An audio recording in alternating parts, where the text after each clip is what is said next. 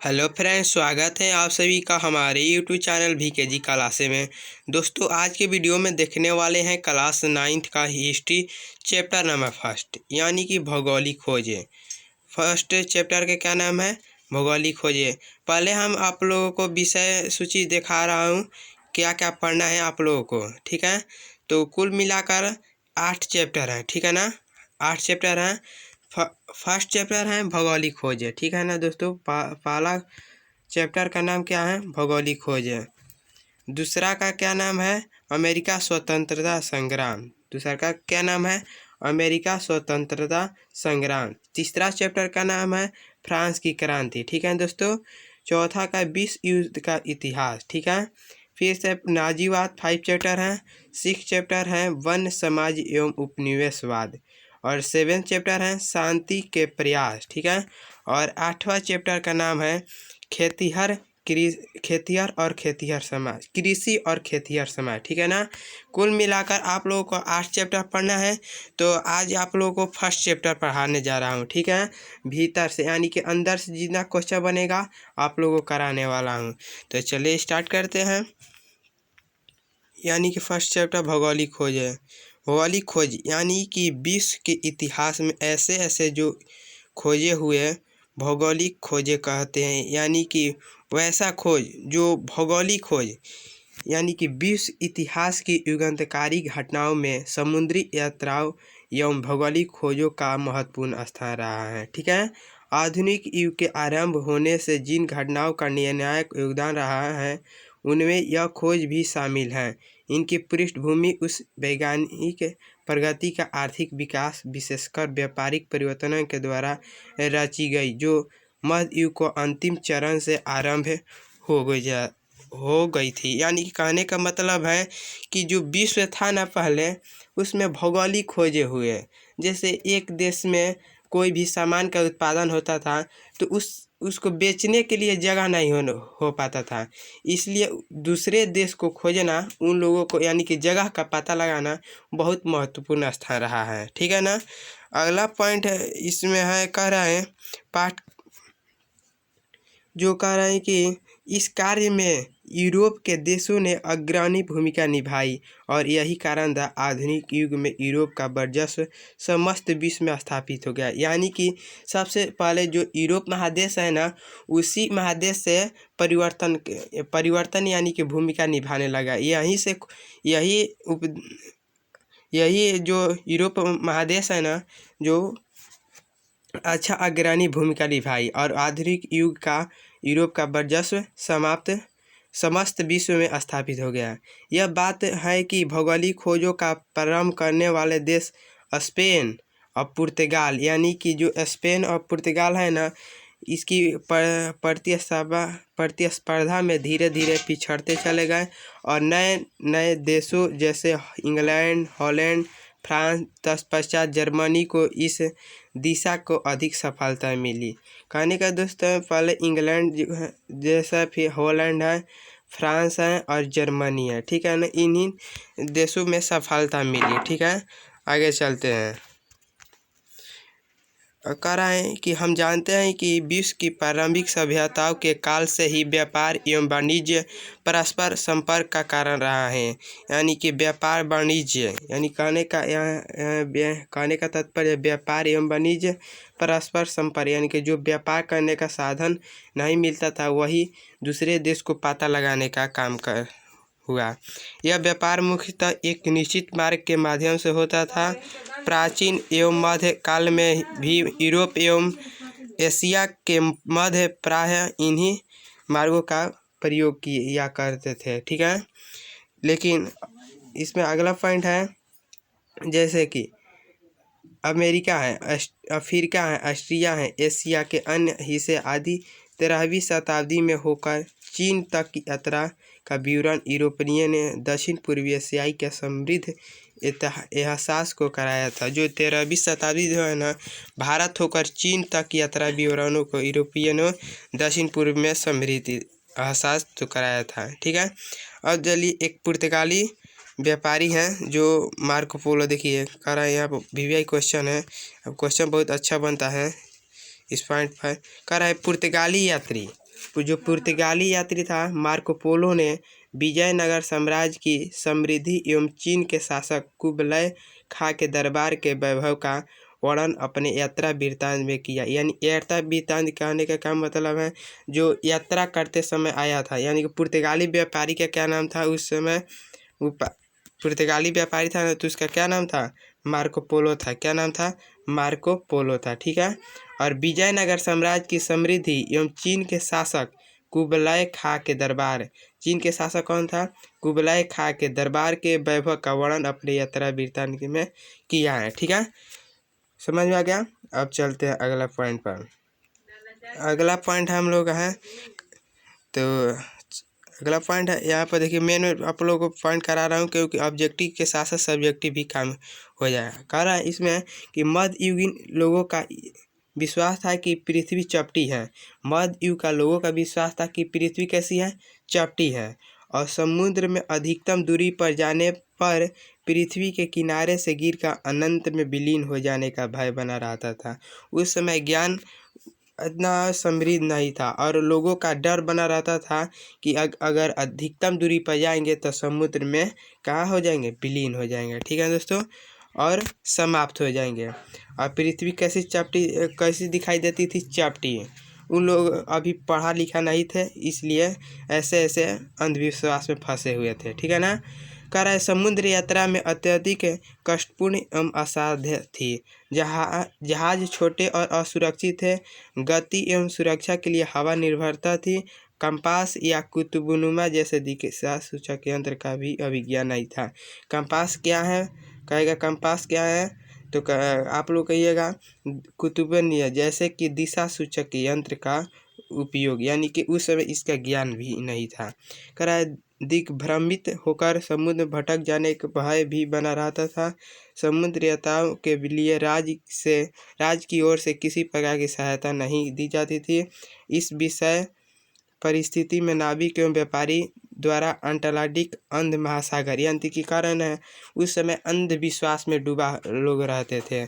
उसी कह रहे हैं अटलांटिक यानी कि अंध महासागर यानी अंधा महासागर की यात्रा करना अत्यंत दुष्कर था। ठीक है दोस्तों, अब यानी कह रहा है अगला पॉइंट हम लोग है इसी में भौगोलिक खोजों की पृष्ठभूमि, यानी कि क्या है भौगोलिक खोजों की पृष्ठभूमि। कह रहा है यहाँ पर 11वीं से 12वीं शताब्दी में जेरूसलम आधुनिक यानी कि इजराइल में स्थित है। कहा रहेगा जेरूसलम कहाँ है भैया, तो जेरूसलम आप लोगों का क्या हो जाएगा, इजराइल में। अभी वर्तमान में कहाँ है, इजराइल एक देश है ना, इजराइल वहीं पर है आधुनिक में। ठीक है ना, अभी वर्तमान में। बहुत बढ़िया क्वेश्चन है। इस पर अधिकार मुद्दे को धर्म युद्ध जब यूरोपीय सामंत मध्य एशिया के नवीन शक्ति अरबों से पराजित हुआ है, यानी कि जेरूसलम आधुनिक इजराइल में जो एक यहाँ पर युद्ध हुआ था जो धर्म विरोधी था। ठीक है ना। चलिए अगला इसमें है, अगला पॉइंट बाय पॉइंट पढ़ा रहे हैं क्योंकि आप लोग कंसेप्ट समझ आ जाए। कह रहे हैं कि इधर 15वीं शताब्दी के 5 दशक पूर्व यूरोप और एशिया के मध्य व्यापार कुस्तुनितिया के मार्ग से होता था। ठीक है ना। 15वीं शताब्दी के 5 दशक यानी कि 5 दशक यानी कि दशक को क्या सके 10 वर्षों का अंतराल होता था। ठीक है, 10 वर्ष का अंतराल दशक, जैसे कहते हैं शताब्दी में कितना साल, 100 साल, तो दशक में कितना साल, 10 साल। ठीक है ना। उसी तरह कह रहा है कि 15वीं शताब्दी के 5 दशक पूर्व यानी कि 5 दशक पूर्व यानी कि 50 साल पूर्व यूरोप और एशिया के मध्य व्यापार कुस्तुनितिया के मार्ग से होता था। ठीक है। और 1453 ईस्वी में कुस्तुनितिया का तुर्की अधिपत्य के यूरोपीय व्यापारियों के लिए इस मार्ग के व्यापार करना निरापद नहीं रहा। यानी कि कहेगा कुस्तुनितिया का पतन कब हुआ था, 1493 में। BVI क्वेश्चन है, BVI कर लीजिएगा। कुस्तुनितिया का पतन 1493 में। ठीक है दोस्तों, अगला पॉइंट है इसमें अगला पॉइंट का बना है कि यूरोपवासियों ने कंपास यानी कि ज्ञान अरबों से सीखा है। ठीक है दोस्तों ना, कह रहा है ज्ञान अरबों से सीखा। कहाँ का, यूरोपवासियों ने कंपास का ज्ञान किससे सीखा, अरबों से। BVI क्वेश्चन है, 9th क्लास आप लोग कम मतलब ये बहुत बोर्ड मॉडल क्वेश्चन है। यूरोप वासियों ने कंपास का ज्ञान किससे सीखा? अरबों से। क्या हो जाएगा? अरबों से। ठीक है दोस्तों, चलिए अगले पॉइंट पे, यानी कि अगले पॉइंट कर रहे हैं। अगला पॉइंट हम लोग यहाँ पर बहुत वीवीआई करा रहे हैं आप लोगों को दिक्कत ना हो पढ़ने के लिए। कर रहे हैं एस्ट्रोलोब। एस्ट्रोलोब क्या है? अक्षांश जानने का उपकरण। एस्ट्रोलोब क्या है? अक्षांश जानने का उपकरण। एस्ट्रोलोब क्या है? अक्षांश जानने का उपकरण। और कह रहा है कि भी महत्वपूर्ण था। पुर्तगालियों ने एक नई किस्म हल्के और तेज चलने वाले जहाज कैरावल बनाए। देखिए कैरावल क्या है? एक प्रकार का जहाज है। क्या है? जहाज है दोस्तों। कैसा जहाज है? जो हल्का, ठीक है, हल्का और तेज चलने वाला। ठीक है दोस्तों, क्या है? हल्का और तेज चलने वाला जहाज कौन सा है? कैरावल है। ठीक है, अगला पॉइंट इसमें कहाँ है? कह रहे हैं कि 1488 ईस्वी में पुर्तगाली व्यापारी बार्थोलोमियो डियाज अफ्रीका के पश्चिमी तट होते हुए दक्षिण अफ्रीका के दक्षिणतम बिंदु उत्तर एशिया अंतरीप तक पहुंचा। यानी कि बार्थोलोमियो डियाज है ना, 1488 ईस्वी में पुर्तगाली व्यापारी हैं। बार्थोलोमियो डियाज कौन सा व्यापारी है? पुर्तगाली व्यापारी हैं। ठीक है, अफ्रीका के पश्चिमी तट होते हुए दक्षिण अफ्रीका के दक्षिणतम बिंदु उत्तर एशिया अंतरीप। दक्षिण अफ्रीका के दक्षिणतम बिंदु कौन सा है? उत्तर एशिया अंतरीप। ठीक है, 1492 ईस्वी में क्रिस्टोफर कोलंबस द्वारा अमेरिका का खोज हुआ था। यानी कि अमेरिका का खोज कब हुआ था? तो 1492 ईस्वी में। अमेरिका का खोज कब हुआ था? 1492 ईस्वी में। किसने किया था? क्रिस्टोफर कोलंबस ने। कहाँ का व्यापारी था? ये स्पेन का था। ठीक है दोस्तों, ये कहाँ का व्यापारी था? स्पेन का था। और बार्थोलोमियो डियाज कहाँ का व्यापारी था? ये पुर्तगाली व्यापारी था। ठीक है, अगला इस वीवीआई क्वेश्चन है, कहेगा अमेरिका खोज कब और किसने किया था? तो क्रिस्टोफर कोलंबस 1492 ईस्वी में किया था। अगला इसमें पॉइंट है, कह रहे हैं कि 1498 ईस्वी में पुर्तगाल का एक शासक, जिसका क्या नाम है भैया? साहसी नाविक वास्को डी गामा उत्तर एशिया अंतरीप होते हुए भारत के मालाबार तट केरल के कालीकट तक पहुंचा गया। यानी कि 1498 में भारत की खोज इसने कर दी। किसने भैया? वास्को डी गामा में। वास्को डी गामा ने कर दी भारत की खोज। कब? 1498 में। सबसे पहले कहाँ आए? कालीकट बंदरगाह, यानी कि अभी कहाँ है?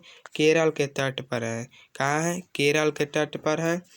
और क्या कहा है? वहाँ स्थानीय शासक जमोरिन द्वारा उसको स्वागत किया गया। किसको? यहाँ पर देखिए वास्को डी गामा का चित्र दिखा रहे हैं।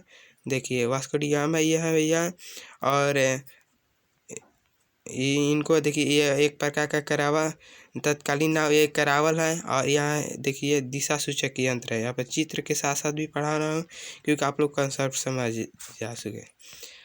देखिए वास्को डी गामा हो गया। ठीक है, करा है।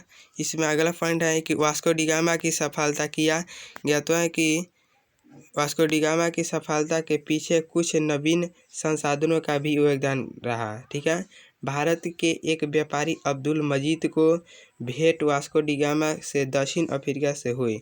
दक्षिण अफ्रीका में किससे भेंट हुई? वास्को डी गामा को अब्दुल मजीद को। किससे? अब्दुल मजीद को।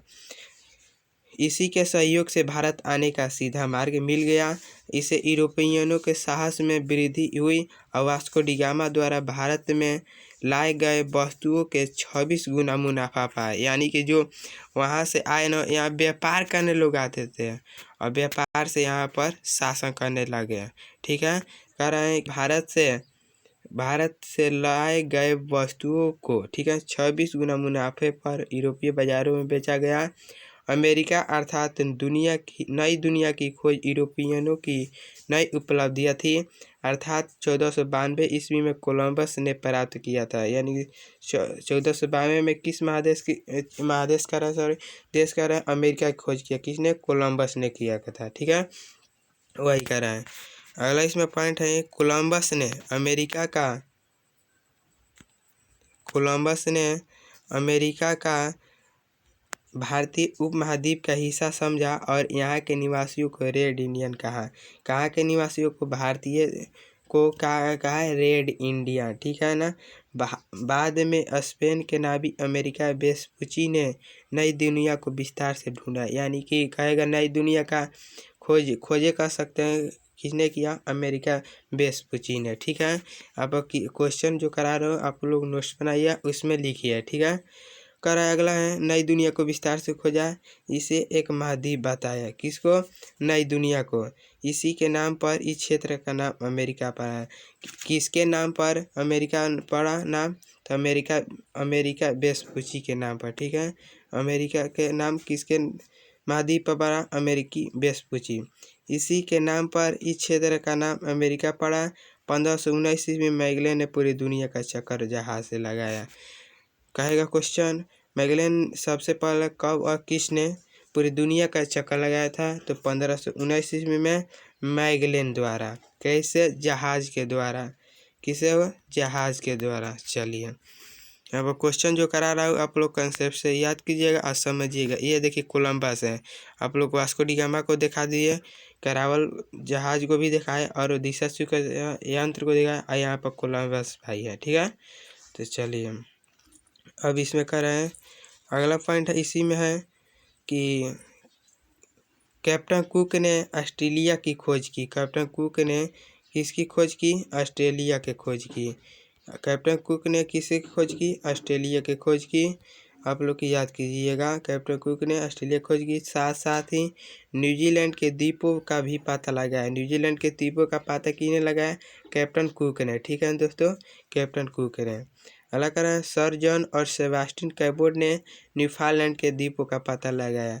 सर जॉन और सेबास्टियन कैबोट ने न्यूफाउंडलैंड का भी द्वीपों का पता, न्यूफाउंडलैंड के द्वीपों का पता किसने लगाया, सर जॉन और सेबास्टियन कैबोट ने। किसने, सर जॉन और सेबास्टियन कैबोट ने। अगला पॉइंट है, इसी में कह रहा है कि भौगोलिक खोजों को प्रोत्साहन देने में विभिन्न यूरोपीय देशों ने शासकों ने भी महत्वपूर्ण भूमिका निभाई, जिसमें पुर्तगाल के राजकुमार हेनरी द नेविगेटर एवं स्पेन की महारानी इसाबेला प्रमुख थी।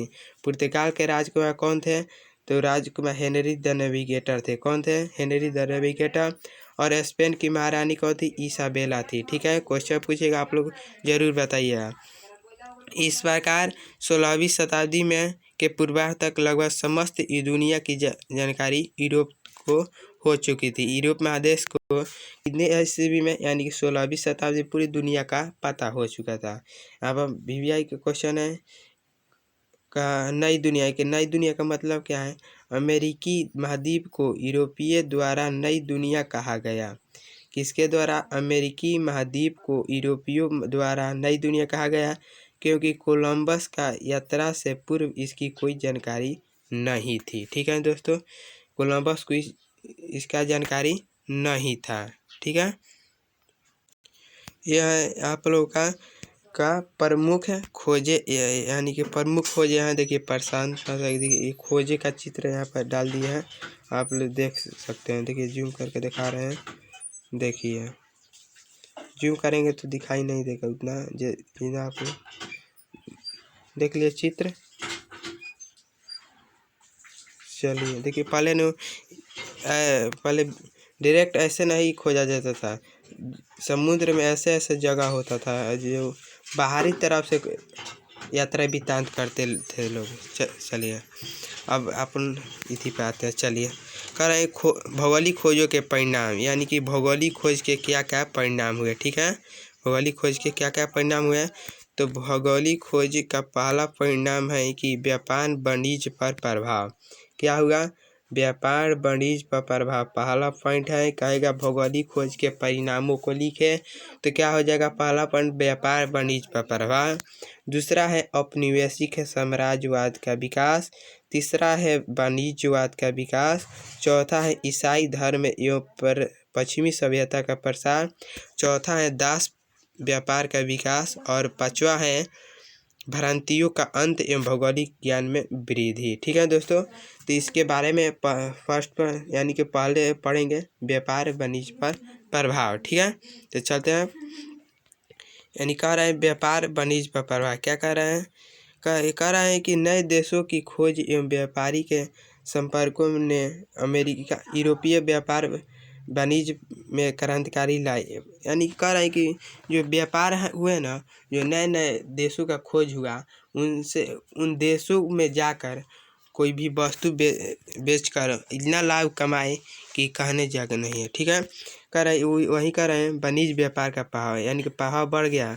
ठीक है, यहाँ पर कह रहा है कि नए देशों की खोज के पूर्व में मुख्य रूप से भूमध्य सागर एवं बाल्टिक सागर तक ही सीमित था। कौन कौन सा सागर? भूमध्य सागर और बाल्टिक सागर तक ही सीमित था, परंतु अब इसका स्थान अटलांटिक, हिंद, प्रशांत महासागर यानी तीनों महासागर तक आप ढूंढ लिए। ठीक है, कह रहा है फिर कह रहा है पेरिस, लंदन, एम्स्टर्डम, एंटवर्प आदि शहर विश्व व्यापार बन गए, प्रमुख केंद्र बन गए। कौन कौन सा? पेरिस, लंदन, एम्स्टर्डम और एंटवर्प आदि शहर विश्व व्यापार बन गए। और कह रहा है प्रमुख केंद्र बन गए और यूरोपीय व्यापार पर इटली का एकाधिकार रह गया, यानी कि यूरोपीय में न सबसे इटली का एकाधिकार रह गया है। इसके बाद स्पेन, पुर्तगाल, हॉलैंड, इंग्लैंड तथा फ्रांस का प्रभाव बढ़ गया।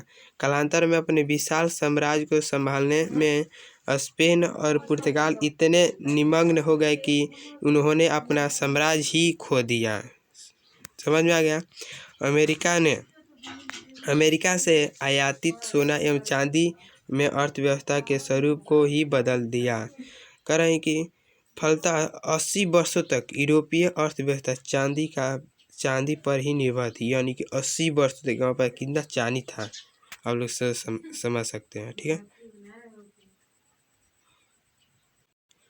दूसरा है औपनिवेशिक साम्राज्यों का विकास। दूसरा क्या पॉइंट है हम लोग का? औपनिवेशिक समाजों का विकास। देखिए कह रहा है भौगोलिक खोजों के उपरांत उपनिवेशों की स्थापना के रूप में साम्राज्यवाद का विकास जारी रहा और यूरोपीय राष्ट्रों में तीव्र प्रतिस्पर्धा भी चली। इसके फलस्वरूप व्यापार के माध्यम और स्वरूप में भी परिवर्तन लाया। व्यक्तियों का जगह और संगठित व्यापारिक कंपनियों के व्यापार का संचालन होने लगा। यहाँ पर देखिए, यहाँ पर नोट दिया है कि भारत में यूरोपीय कंपनी का आगमन कैसे कैसे होगा। ठीक है ना, वही कह रहा है भारत में यूरोपीय कंपनी का आगमन कैसे हुआ, यानी कि कब कब आए भारत में आगमन करने के। पहला है पुर्तगाली, सबसे पहले आए थे पुर्तगाली भारत में। ठीक है, व्यापार करने के लिए, व्यापार यानी कि खोजे थे उस स्थान को व्यापार करने लगे। तो पहले पुर्तगाली कब आए थे?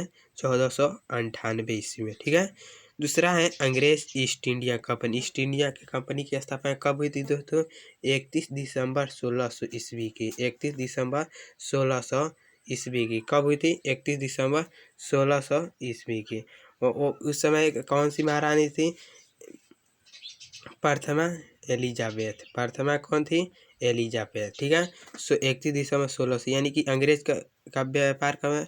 1600 में। डच कब? 1602 में। फ्रांसीसी 1664 में। डेनिश 1616 में और स्वीडिश 1731 में। यानी कि 1 2 3 4 5 6, यानी कि 6 देशों से हुई, जो कब से? 1498 से लेकर 1731 तक। ठीक है, आप लोग समझ सकते हैं। चलिए, और कह रहा है तीसरा हम लोगों का है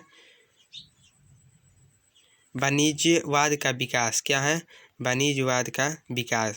नए देशों की खोज एवं व्यापार के वैश्विक विस्तार फलस्वरूप आधुनिक पूंजीवाद का जन्म हुआ। इस आर्थिक व्यवस्था में बुलियन की महत्ता बढ़ी। ठीक है, समझ। नए देशों की खोज के बाद व्यापार के वैश्विक विस्तार भी बढ़ने लगे हैं। जैसे जैसे नए नए देशों का भी खोज होने लगा, जैसे जैसे उतना ही व्यापार बढ़ने लगा। ठीक है, और चौथा हम लोगों का है, यहाँ पर आ गया दूसरा, तीसरा, चौथा है ईसाई धर्म एवं पश्चिमी सभ्यता का प्रसार।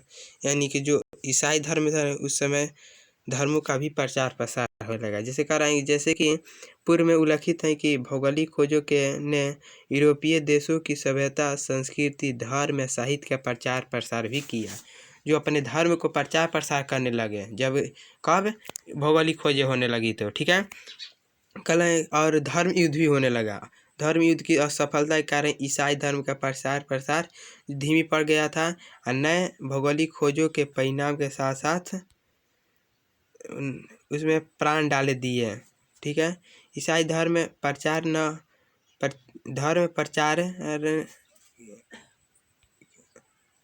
कर रहे हैं यहाँ पर एशिया तथा अमेरिका के दुर्गम स्थलों में जाकर अपना धर्म प्रचार किया। कहाँ जाकर? अफ्रीका, एशिया और अमेरिका में दुर्गम स्थलों पर जाकर अपना धर्म प्रचार किया, परंतु इसका नकारात्मक प्रभाव पड़ा। इन क्षेत्रों में धन का लालच देकर जबरन धर्मांतरण करें, जो धन का लालच देकर एक धर्म से दूसरे धर्म बदलने लगे। ठीक है ना, यानी कि धर्मांतरण करने लगे। और पांचवा है दास व्यापार का विकास। क्या है? दास व्यापार का विकास। भौगोलिक खोजों के परिणाम स्वरूप विकसित हुए व्यापार वाणिज्य में मानव श्रम की महत्ता ने दास व्यापार को प्रोत्साहित किया और नए अन्वेषित क्षेत्रों में अमेरिका, अफ्रीका एवं ऑस्ट्रेलिया के मूल निवासियों को पकड़कर उन्हें यूरोप के बाजारों में बेचा। ठीक है, कहाँ के देशों को बेचा है? अमेरिका, अफ्रीका, ऑस्ट्रेलिया के मूल निवासियों को पकड़कर अन्य यूरोप देशों में बेच दिया। ठीक है, कल है गुलामों में जंगल को काटने और खेती करने, सड़क बनाने, जहाज़ों में ईंधन फूंकने को आदि कठिन कार्य होने लगे। इन पर अमानवीय बर्बर अत्याचार किए जाते थे। ठीक है ना, जो दिक्कत भी हुआ और आसानी भी हुआ। अगला हम लोग का पॉइंट है भ्रांतियों का अंत एवं भौगोलिक ज्ञान में वृद्धि। भौगोलिक खोजों ने भौगोलिक ज्ञान के संदर्भ में व्याप्त भ्रांतियों को तोड़ने का कार्य किया। इसमें चर्च द्वारा प्रसारित अवधारणा पर अंगुली उठने लगी। कालांतर में वह यूरोप में धर्म सुधार आंदोलन का कारण बन गया। धर्म सुधार आंदोलन का कारण बन गया यूरोप पे, यानी कि यूरोप महादेश है जो वहीं से स्टार्टे हुआ सब चीज़। भौगोलिक खोज में नए नए देशों का आगमन हुआ, वहीं से धर्म सुधार आंदोलन का कारण बन गया। नए गोलार्ध के आविष्कार के यूरोप की सुंदरता और दुनिया का महत्व बनी।